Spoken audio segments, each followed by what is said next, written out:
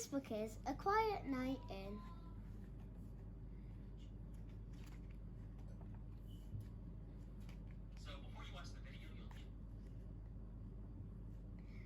I want you all in bed early tonight, said Mrs. Large. It's Daddy's birthday and we're going to have a quiet night in.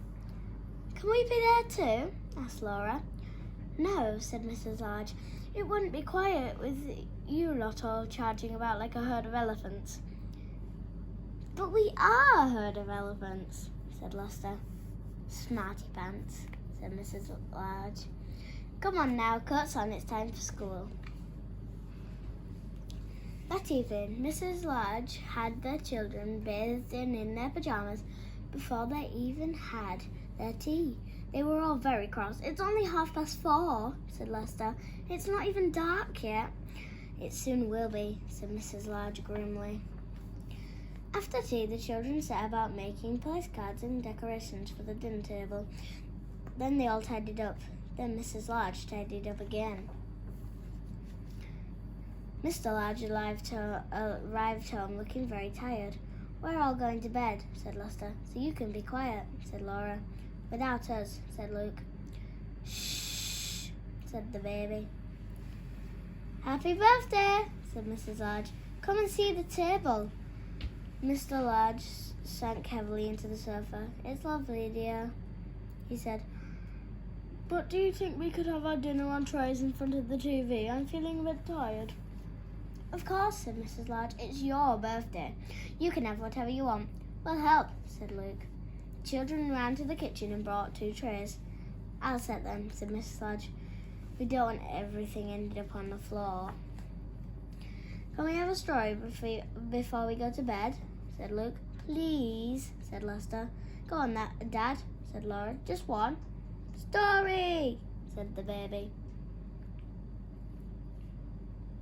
Oh, all right, said Mr. Large. Just one then. Lester chose a book and they all cuddled up on the sofa. Mr. Large opened the book and began to read. One day, Binky Bus drove out on the big garage. Hello, he called to his friend, Mickey Milkfloat. I don't like that one, said Laura. It's a boy's story. Look, said Mr. Large, if you're going to argue about it, you can all go straight to bed without any story. So they sat and listened while Mr. Large read to them.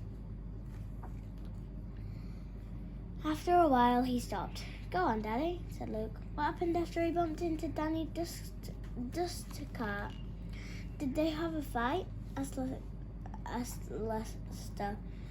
Look, said Laura. Daddy's asleep. Shh, said the baby. Mrs. Large laughed. Poor Daddy, she said. Never mind, we'll let him snooze a bit longer while I take you all up to bed. Will you just finish the story, Mom? Asked Lester. We don't know what happens in the end, said Luke. Please, said Laura.